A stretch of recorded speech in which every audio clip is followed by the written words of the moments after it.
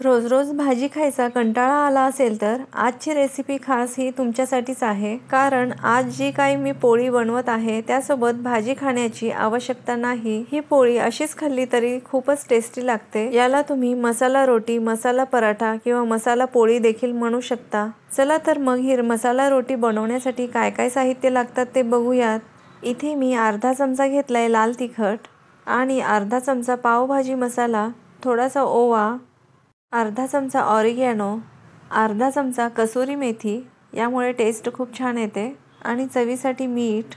आता हे सर्व मिक्स करून घ्यायचं आहे।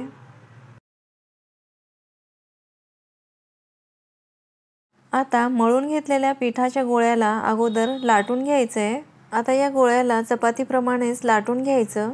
खाली चिटकू नये म्हणून थोडंसं पीठ लावून लाटायचं आहे। ही मसाला पोळी लहान मोठे सर्वांनाच खूप आवडते। मुलांच्या टिफिनमध्ये देखील तुम्ही देऊ शकता आणि अगदी कमी वेळेत झटपट बनणारी ही रेसिपी आहे। आणि तुम्ही आपण जो मसाला केला आहे त्यामध्ये आणखीन बरंच काही ॲड करू शकता, जसे की कांदा किंवा लसूण देखील चिरून घालू शकता, किंवा तुम्हाला आणखीन कुठला मसाला आवडत असेल ते देखील घालू शकता।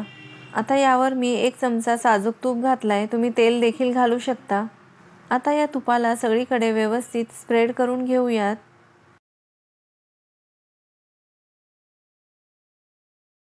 आता जो आपण मसाला तयार केला होता त्याला आपण पोळीवर हाताने किंवा चमच्याने घालूत बघा, या पद्धतीने मसाला सगळीकडे लागला पाहिजे।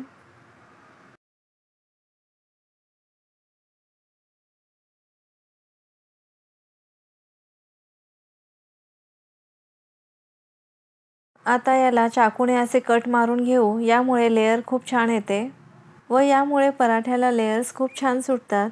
आपले सर्व कट मारून झालेले आहेत। आता बघा, या पद्धतीने आपण पोळीला गोळा करून घेऊ। याला गोळा करून राऊंड करून घेऊ बघा, या पद्धतीने। आता याला प्रेस करून लाटून घ्यायचंय। खाली चिटकू नये म्हणून थोडंसं पीठ लावून घेऊयात। आता पुन्हा चपाती लाटतो त्याप्रमाणे पातळ लाटून घ्यायचंय। आता देखील तुम्हाला यावर लेयर्स दिसत असतील। ही पोळी लाटताना तुम्ही पातळच लाटून घ्या, म्हणजे याची टेस्ट खूप छान लागते। आता यावर मी बारीक चिरलेली कोथिंबीर घालत आहे, यामुळे टेस्ट आणखीनच छान लागते। आणि यावर थोडंसं कलौंजी किंवा तीळ घालू शकता, मी इथे तीळ घातली आहे, यामुळे याची टेस्ट आणखीनच वाढते। आता याला आपण पुन्हा लाटून घेणार आहोत, म्हणजे पोळी शेकताना कोथिंबीर व तीळ निघणार नाही।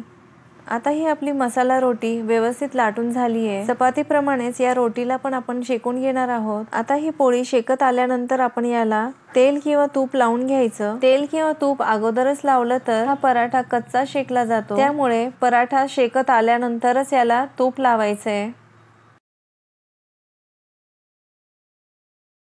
आता हा पराठा शेकत आलाय, यावर आवडीप्रमाणे आपण तूप किंवा तेल लावायचंय। तुम्ही बघू शकता या पद्धतीने दोन्ही पण साइडने आपण तूप लावून घेणार आहोत। आता तुम्ही बघू शकता पराठा किती छान शेकून तयार झालेला आहे। हा पराठा खाण्यासाठी खूप खमंग लागतो। ही मसाला रोटी तुम्ही प्रवासात देखील नेऊ शकता किंवा लंच मध्ये देखील खाऊ शकता व मुलांच्या टिफिन मध्ये देखील देऊ शकता। आपली पराठा रोटी इथे रेडी आहे। तुम्ही ही रेसिपी नक्की करून बघा, तुम्हाला खूप आवडेल व सर्वांनाच आवडेल। खूपच झटपट बनणारी ही रेसिपी आहे, नक्की ट्राय करून बघा। भाजीला काही नसेल किंवा भाजी खाण्याचा मूड नसेल तेव्हा देखील ही रेसिपी तुम्ही ट्राय करू शकता। इथे मी तुम्हाला जवळून दाखवते बघा, ही मसाला रोटी किती छान सॉफ्ट बनली आहे।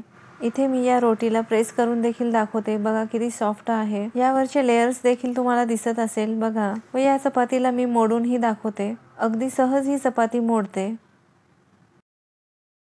यावरून तुम्हाला कळलंच असेल की आपला हा पराठा किंवा रोटी किंवा पोळी किती सॉफ्ट बनली आहे। हा पराठा तुम्ही दही किंवा कोशिंबीर सोबत देखील खाऊ शकता, आणखीनच छान लागेल। ही रोटी तुम्ही नक्की बनवा, सर्वांना द्या, स्वतःही खा। आणि हा जर का व्हिडिओ तुम्हाला आवडला असेल तर फ्रेंड्समध्ये देखील शेअर करा। आणि असेच नवनवीन व्हिडिओ बघण्यासाठी चॅनलला सबस्क्राईब करा आणि बेल आयकॉनवर क्लिक करायला विसरू नका, म्हणजे मी टाकलेले व्हिडिओचे नोटिफिकेशन तुम्हाला येईल। भेटूयात अशाच नवीन रेसिपी सोबत, तोपर्यंत धन्यवाद।